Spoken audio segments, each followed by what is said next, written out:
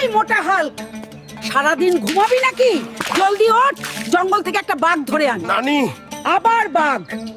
এই হাল্ক, আজ বিকেলে কোথায় যাচ্ছ? আমি দিদিমার জন্য জঙ্গল থেকে বাঘ ধরতে যাচ্ছি চাচা। বাঘ! ও মাই গড!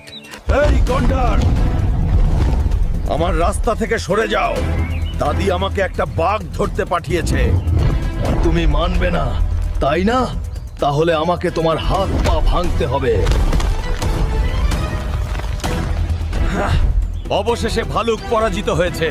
এই তো, আমি তোমাকে খুঁজে পেয়েছি বাঘ। আমি তোমাকে এখন ছাড়বো না। আমি তোকে বাড়ি নিয়ে যাবই, যাই হোক না কেন।